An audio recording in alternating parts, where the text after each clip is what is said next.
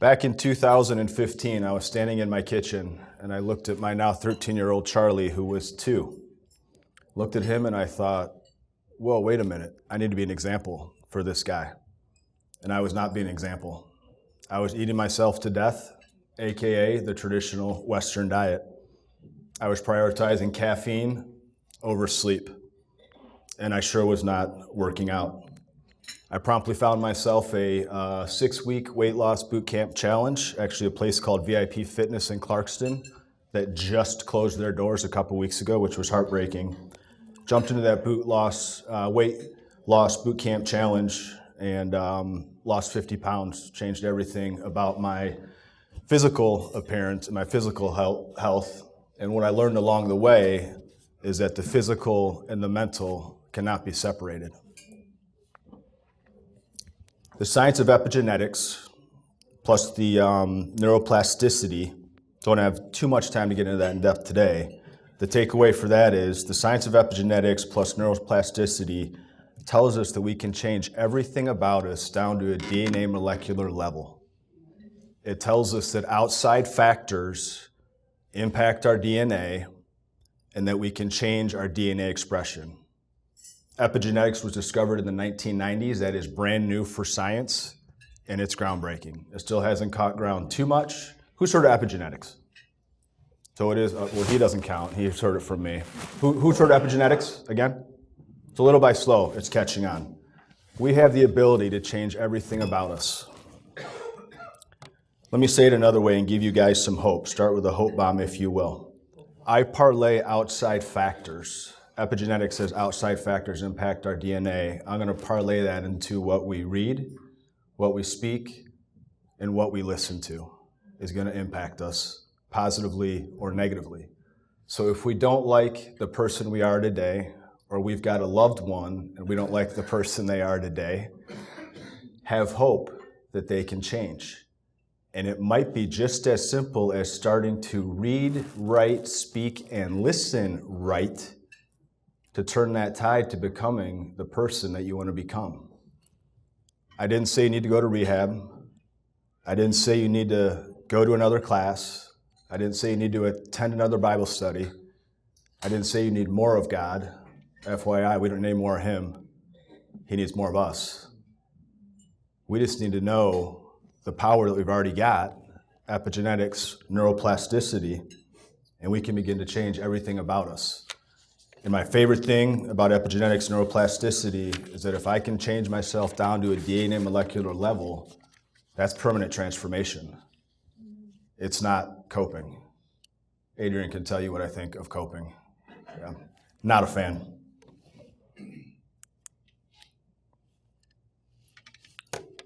So your bodies were created perfectly. Yes? Yes, amen. God didn't make any mistakes with any of you guys. We were created perfectly. God created us, you, to thrive and be overcomers. Yes? Yes. Didn't save a seat for any of you on the struggle bus. So what gives? So what gives, I would propose to you, is that we fail to treat our bodies and our minds the way that God created our bodies and our minds to be treated. What gives, I would propose, you all seem like smart, bright, intelligent people to me. What gives is that perhaps we don't know the knowledge. We don't know the full truth. We don't know the whys behind doing a few basic, simple life practices are absolutely vital if we're going to be happy, joyous, and free, and certainly if we're going to thrive.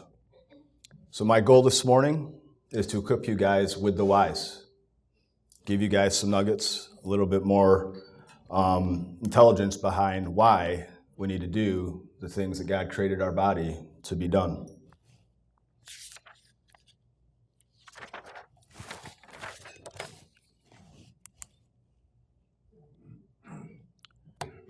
I'd heard for years that you can, we all know we can go to Costco and get tires. That's where I went and got Costco, or where I got my tires for years. I'd also heard someone had told me that I could dip into Pontiac or Waterford or a different zip code and I could save a ton of money on tires. A few months back, my wife's car needed new tires. I'm like, I'm going to test this theory. Got into Google, called a few places, and this one guy that answered, Stan at Rubberman Tires in Pontiac, Michigan.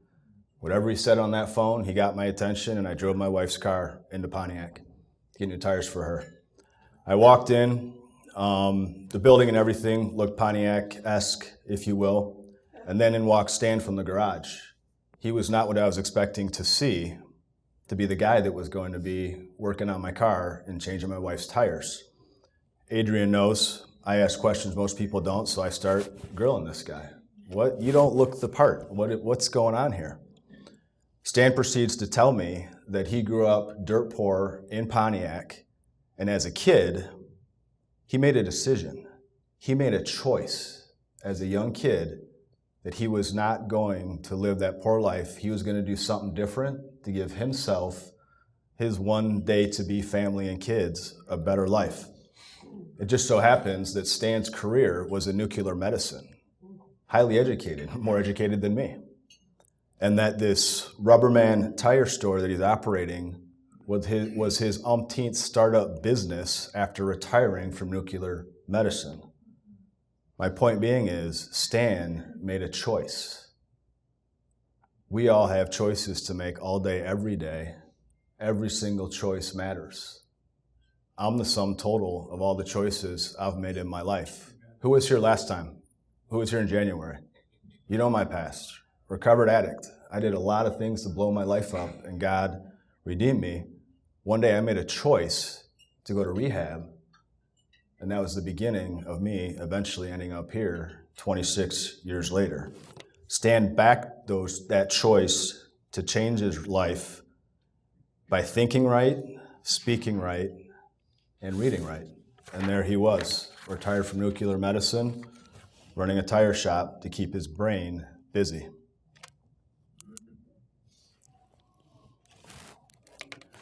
Your thoughts are literally writing prescriptions for your body.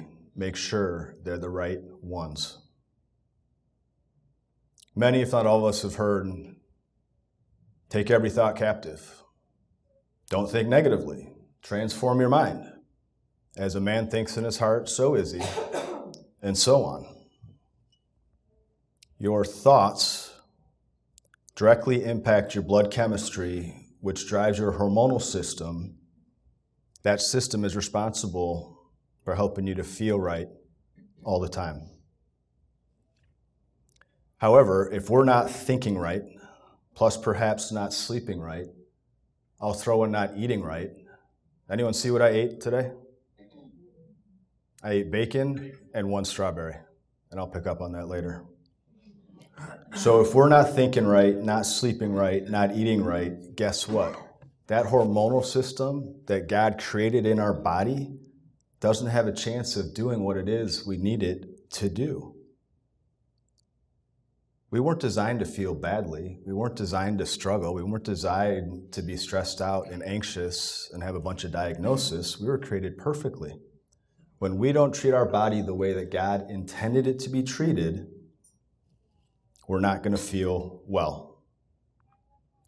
So what's a tool for you in your thought life? We've had an overwhelming day, and our brains get in the better of us. We just had a difficult meeting at work. Our brains get in the better of us. Our spouse that we love dearly is making our brain get the better of us. We're at that moment, we're ready to break, and or maybe we're being on the offensive, and we're going to just minimize our stress before it gets to that point. Here's a tool for you. There's many. One I like is breath work. Breath work, simply said another way, is breathing intentionally. When we're stressed out, we're anxious, our heart rate's going to elevate, breathing can become labored, we can get wonky thoughts in our head. The quickest way to grab a hold of that and bring ourselves back to a place of calm, I check what I think. I said the quickest way. I'm just double checking it. One of the simplest ways is breath work, intentional breathing. So I'm stressed out. My brain, my thoughts are getting the better of me. I'm not going to think my way out of it, but I can absolutely breathe my way out of it or walk my way out of it, and I'll get to walking in a minute. So breath work. I'm stressed out. My brain's getting the better of me. Stop. Breathe intentionally. There's many different forms of breath work. A simple one, my original one, mouth closed, tongue on the roof of the mouth, slowly breathing into the nose, counting to 5, pause, slowly breathing out through the nose, counting to 5, pause.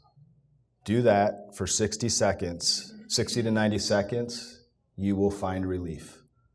I do a lot of work with anxiety, as Adrian mentioned. I've had clients go into full-blown panic attacks, sitting with me. I take them into that. First, I have them stand up. I ask them what they want me to do. Who do you need me to be? How do you need me to be in this moment? Usually it's I grab my hand and we start walking. And then I take them into some kind of breath work. 60 to 90 seconds, maybe 2 minutes in, I see this person start to transform before me. Who's had a panic attack or who's seen one have a panic attack? So yeah, they're no joke. And I watched this human being transform before me simply by telling them to close their mouth, tongue on the roof of the mouth, so on and so forth, going through this breathing technique. The breathing works. So you're in that moment, take control of your breathing. You're going to de-escalate self, then clarity will present, and then you're going to begin to think clearly again, by which you can then start to execute healthily once again. Your brain, your mind is always listening. It's always listening. It's listening to the thoughts that we allow in. Are we guarding our thoughts? Are we guarding our eyes, ears, and mouth? Are we speaking the right things? Our words are as powerful as anything on the planet. Do the words you speak and the thoughts you allow to manifest align with where it is you want to be in life? Do the words you speak and the thoughts you allow to manifest align with getting out of whatever struggle you may be in? Are we focused on the struggle or are we focused on the solution? That's easier said than done when you're in it. And if you're stuck, you'll hear me say this a few times today, I'm just a phone call away. There is a solution. So what would be the takeaway from our thoughts? Well, what do we want to do with this thing? An exercise for you, if you will. Become keenly aware of your thought life. You might think you know where it is, and maybe you're right. Oftentimes when I throw this exercise at people, they find out a few things. A thoughts journal. Every day at the end of our day, grab a pen and a paper or whatever device you like to do your thing on, and think about from the moment you woke up to that moment that you're doing this journal, where has my thought life been today? Positive, negative, vanilla. And the longer you do that, the more intel it's going to give you. I suggest at least a week. Bump that thing out 2, 3, 4 weeks, and then go back and look at it. You're going to have a bunch of intel on where this thing is throughout the day. You might start to see patterns. It's garbage Monday through Friday. It's excellent Saturday, Sunday. Or vice versa. Some of us go to work to escape what we have to deal with on Saturday and Sunday. But that thought journal is the beginning. And then you become keenly aware where your thoughts are, the intel, and then you can make a decision. I'm good to go, or I've got some changes I need to make. Then you can get to work with those changes. So our brain is always listening, as I said. Anyone talk to themselves out loud? Who wants to come up and take over for me? No. I talk to myself all day, every day. I practice every bit of what I preach, everything I'm bringing to you today and more. I've got some behemoths in my life that I can't move. Adrian knows what they are. I practice what I'm bringing you today. I tell my thoughts what to do and where to go all day, every day. Last night, before I had to stand up here this morning, I was working on my thoughts. This morning, showering, getting dressed, driving here, sitting here, I was working on my thoughts. Actually, I got hit with gratitude the second I got in here. He's good. Laying in bed, and you want to sleep, and your brain's not turning off, and different things are ping-ponging in your head about what to do. I'm usually that type, not to upset anybody. I just lay down and go to sleep, but every now and again, my brain will get the better of me. I just start talking to it. That's taken care of. I can do nothing about that right now. That's captured in my task management system. That's on the calendar. Oh, and then occasionally, God, he's funny, he'll start giving me content or ideas to better help other people while I'm trying to sleep. That one I don't blow off. I'll grab my device really quickly, note out what it is or record it, put it back down, and it's captured, and I get back to sleep. a choice or an exercise I use, if you will. I guard every thought, not because I'm holy, but because I know how powerful our thoughts are. And every thought that comes, I don't let a single one come through. I check it. Yep, you're good, come on in. Nope, I'm going to rearrange you, now come in. Or nope, get behind thee, Satan. That one's going away. Check every thought.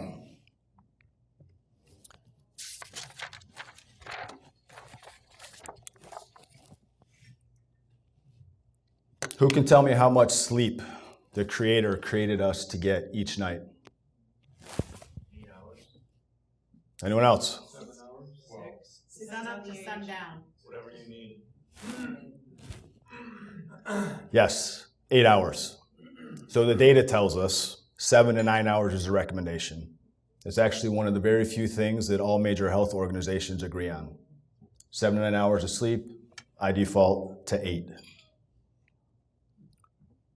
I came across what I'm about to share with you. I was teaching a class, my Tuesday night class I'm teaching, however long, it wasn't long ago, this hit me.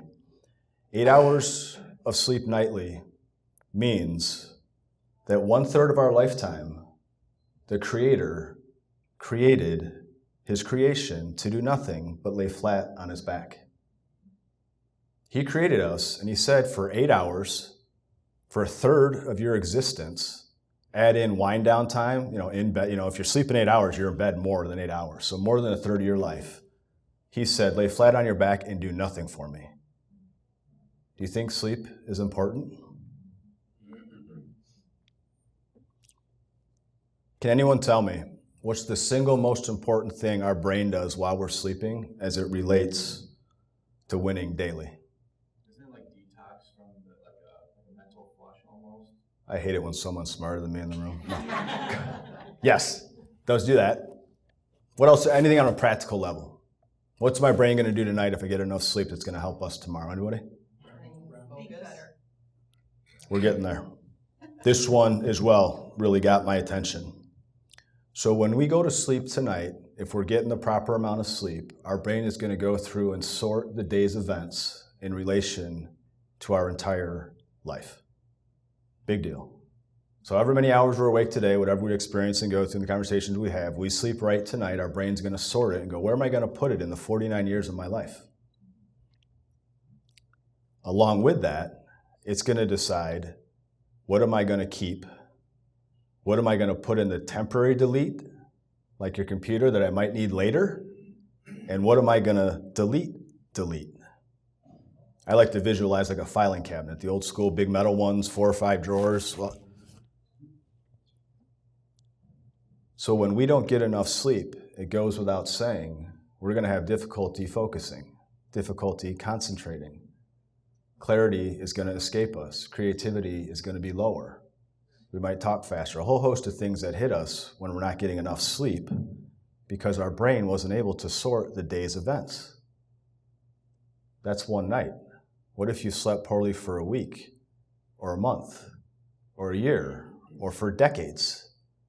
Your brain, your daily execution, your daily winning doesn't stand a chance because your brain is a jarbled mess because it hasn't had a chance to sort anything and put it where it needs to go. Every now and again, I come across someone, Chuck, you're wrong. I've got a multi-million-dollar corporation, and I slept 5 hours a night for the past 30 years to make it happen. Good for you. Let's go get a blood panel and see how healthy. No. My response to that is, well, if you had slept 8, how much more successful would you be? Sleep is critically important. It's the way that he created it. So the detriments of not getting enough sleep, our bodies can't work the way that God intended them to work. Our body's regulatory systems, the systems that are responsible for helping us to thrive, feel good, and do good every day, hormonal systems, autonomic nervous system can't do what they're supposed to do. Ultimately, as it relates today, help us thrive in life. Sleep solutions. Cold, dark, quiet. I'm being super brief. I prepared a whole weekend's worth of stuff preparing for this unintentionally, and I had to whittle it down to what's the nuggets I can bring these people. Cold, dark, quiet room. I was teaching class a few sessions back, and this lady walked in, this older woman, and she did not look well. Attended class for a couple weeks. Couple weeks in, she's finally just cracked. She said, Chuck, I haven't slept in years. I've got a room full of people. I'm teaching my class. I'm on the spot. Out of my mouth comes cold, dark, quiet, and carbohydrates. Just do it right at her. And we moved on with what I was teaching that night because I wasn't talking about sleep that night.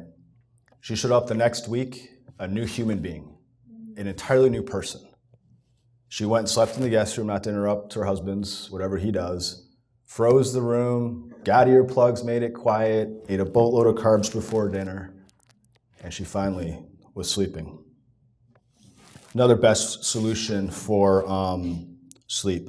Have life captured somewhere. Don't manage life for your business in your head. Manage as little as possible. I try to manage nothing in my head.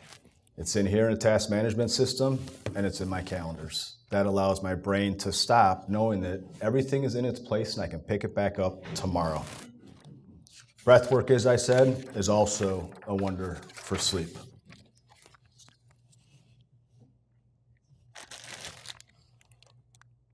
This is what I eat all day, every day. I fast at least 12 hours a day, and this is my food bag. Mark Ostash suggested I bring this for you guys today. He had car trouble, so he couldn't join us this morning. I'm starting to become known, according to Mark, by my food bag. Everywhere I go, I eat every 1 to 2 hours all day. I eat in front of clients. Why? Because that's a best health practice. I've got meat sticks, I've got nuts, I've got an organic Perfect Bar, an apple, and more meat sticks. I eat real food all throughout the day. What is real food? It's anything that's killed or grown. That's all we're supposed to be eating. You can take that up with God, not me. It's the way He created us. When we're not eating real food, our bodies are focusing on ridding the poison we just put in it, not focusing on keeping us feeling well and thriving in life. A tool or a takeaway for you, if you will, you might start asking yourself, what will this food do to my body? And there's a high likelihood you might not know, and I'll let you do the Googling or the AI thing to figure it out. And I'll throw in a freebie or a cheat, if you will. Street tacos can be real food. I eat 6 to 12 street tacos every week. If you find the right restaurant and you kind of see where do they get their tortillas from and what stuff, a tortilla can be 2 to 3 ingredients. The rest of it, meat, cilantro, onions, a little bit of salsa, eating real food. So it doesn't have to be all doom and gloom. Benefits of eating real food. Junk in, junk out. We've heard that. We are what we eat. As I said a second ago, my goal, eating 1 to 2 hours a day, eating real food, keep my blood sugar low and steady. Why low and steady? Because that brings about mood and mental clarity and stamina, and it absolutely is going to help you in old age. The choices we make today with our dietary habits, our sleep habits, are going to impact old age. I don't believe that disease and sickness is something that just has to come. It's based on the choices that I make today. Benefits of real food, anxiety and depression. Who's heard of SSRIs? Antidepressants, selective serotonin reuptake inhibitors, if I remember correctly, antidepressant meds. Our gut, that place the food goes, our gut makes 90% of our serotonin. Serotonin is the feel-good juice that those antidepressants are trying to make. Fake food kills the gut bacteria needed to create serotonin. It's insanity. As I say it out loud, it makes no sense. Eat real food and it will allow your body to do what the pills we're putting into it are trying to do.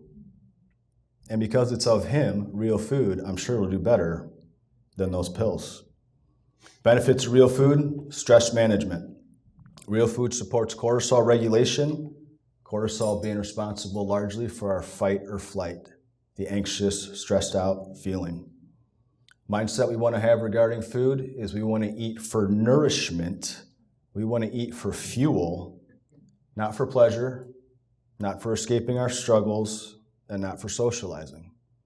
Our culture is based largely around food with social gatherings. I eat before. And then when I get there and if I'm still hungry, I'm that guy that says, hey, can I go through your fridge and find something I will actually eat?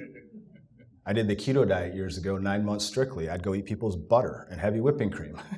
That's what I was doing. I'm that guy. I'm more focused on health in my old age.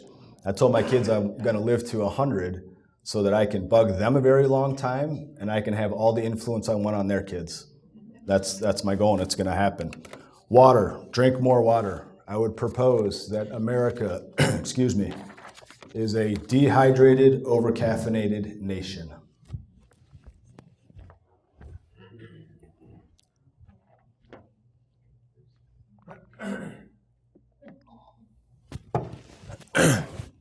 Exercise. We were created to move a lot. 10,000 steps daily is what we hear. That's what I subscribe to, at least. I usually have that done early, before I do anything in the day. I just go slaughter my body. I go on the offensive instead of the defensive with stress and everything.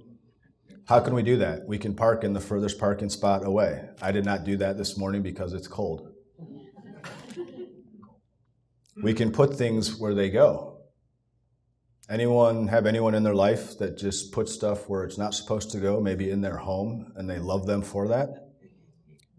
Put things where they go will be extra steps. We can take the stairs instead of an elevator. When I worked in an office, I used to set alarms to get up and move regularly. We can stand instead of sit. I wasn't standing today because I was nervous. I was standing because I don't like to sit. I don't think Adrian's seen it a little bit. I'm that guy. I stand at church. I usually eventually will sit down, but I absolutely start standing. Everywhere I go, I will stand. I will go to my kid. I went to something at my kid's school, whole room seat. I think it was a band concert the other day. I stand. We were not created to sit. We were created to move, be doing hard labor all day, every day, maybe sit to eat for half a second, get back to more labor, and then lay down and go to sleep and repeat the next day. We were created to move a lot. Benefits of movement. Move a muscle, change a thought. We're not going to solve our problems while sitting, but something magical happens the second we get up, something changes. And then when we take that first step, something changes again. And if you keep walking, it's going to be a great tool to help you start to sort out the messes that you have in your life and whatever stress may be before you. Benefits of movement as it relates to stress and anxiety. Movement's going to burn off the excess cortisol and adrenaline, that feeling we don't like, that feeling the anxiety suffer fears. Movement gets that out of our body. Movement brings out the tension that our nervous system collects during the day. Movement is going to increase mood because it releases dopamine and serotonin naturally when we move. Movement is perhaps the number one sleep aid we've got. You go work out intensely every day, tell me your sleep doesn't improve. And if you're already doing that, you know. What do I do with my thing? Everything I'm bringing to you today, if applied, will make your stress and anxieties dissipate. So what is stress and anxiety? Stress and anxiety is our body's alarm system going off. It's our body talking to us. It's our body saying, change something. I've learned to listen to my body. I didn't always. Whenever something is going awry, he's trying to get my attention because I haven't been paying attention for long enough. He puts a symptom or something that doesn't feel good on me, and I go, oh, yeah, hey, here I am. What do you need? I want this feeling to go away. Let's do it. Stress comes from us imagining the future. The future isn't here yet. And there's nothing we can do about the future, so stop it. Stress is coming from us imagining the future. My brain wanted to imagine today for the past couple months. I told it where to go and what to do. Stress typically has a clear external thing we can point to, a clear external cause. Anxiety, on the flip side, can be a little different. It's usually more physiologically based, oriented, if you will. And someone can have anxiety for no reason at all. If anxiety happens to have you or a loved one, I would highly recommend go to my website and then call me. Anxiety is my bread and butter. There's nothing I enjoy more than permanently removing unwanted anxiety symptoms from people. So how do we stop or manage those stressful feelings? Turn off the notifications on your devices. Off, off, off. I have my texts off, my phone calls will ring. No one calls anybody anymore. It works perfectly.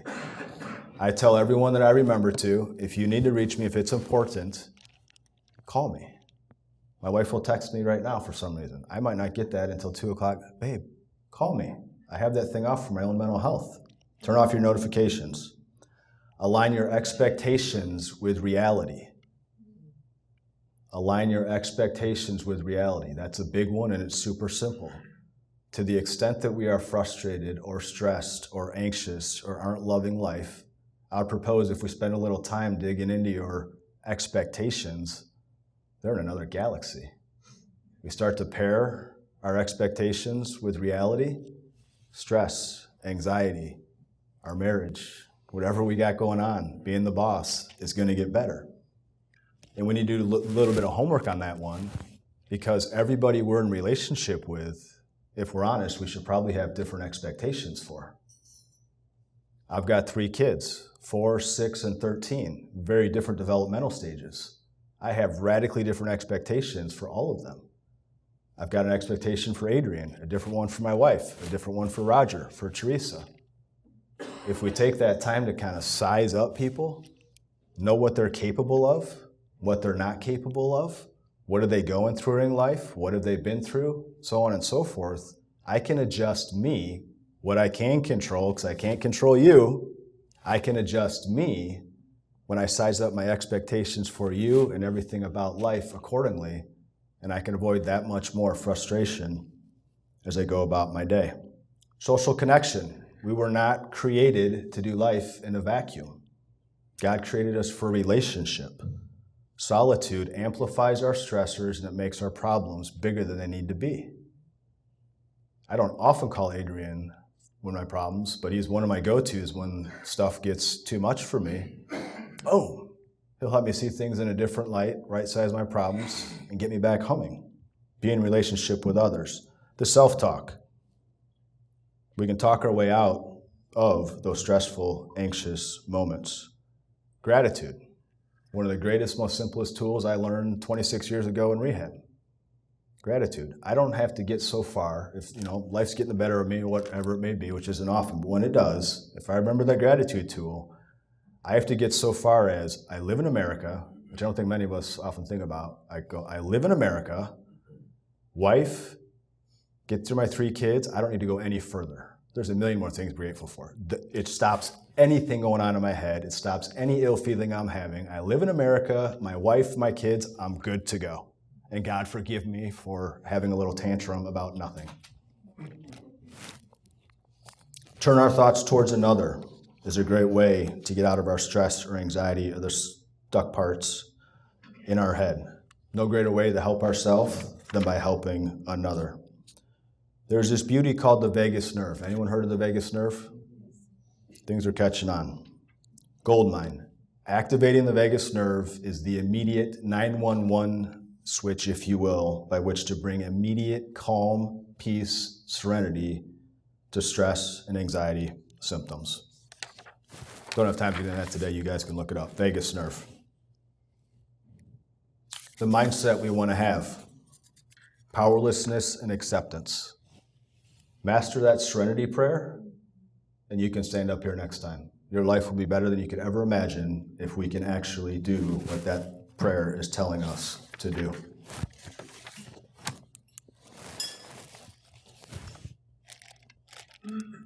Structure and routine. We were created for it. Plan your day the night before. Use a to-do list. Why a to-do list? Because we get a dopamine hit, a pleasure, happy, good feeling every time we cross something off or check the little box in our device that says we did something.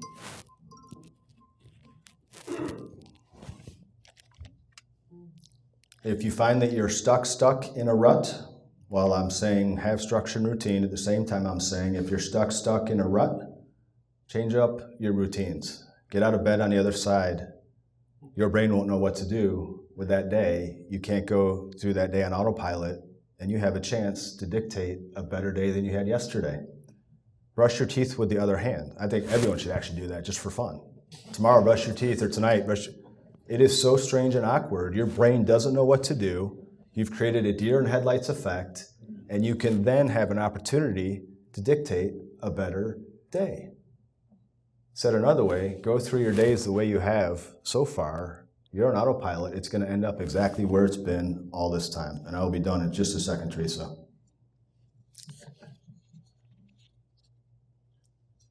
And again, if you're stuck, I am just a phone call away.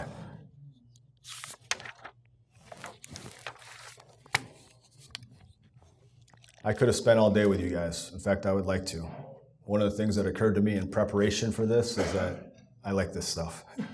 And Adrian and my father, my dad's my business coach, have been starting to work on pushing me in a direction to do this stuff. I could have spent all day with you.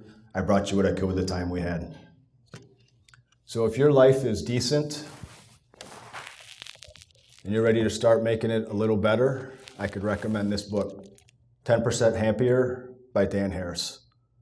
One of the best books I've read. I actually listened to it driving to Nashville. If you are stuck and you need help, again, I'm just a phone call away. If you are stuck and need a little bit more guidance on what to do, one of my other favorite books. I've taken men's groups through this, doing a study with it. Matthew Kelly is a charismatic Catholic. This book is gold. Maybe there's a need for professional therapy. Maybe you've got some baggage, some hurt, some wounds from the past, maybe some trauma. Not only do yourself a favor, do your spouse if you have one, and do your kids and everyone a favor, and seek professional help if you need it. And if you don't know a good therapist, call me. I've got you covered. There is a solution. In all my years of first buttoning up my own life, starting with rehab at age 23, long before I ventured into the life transformation tools I'm bringing you guys today, backed by the countless lives that I have had the honor of professionally transforming for the better, one thing I know without a doubt, there is always a solution. Always, always, always a solution. Thank you.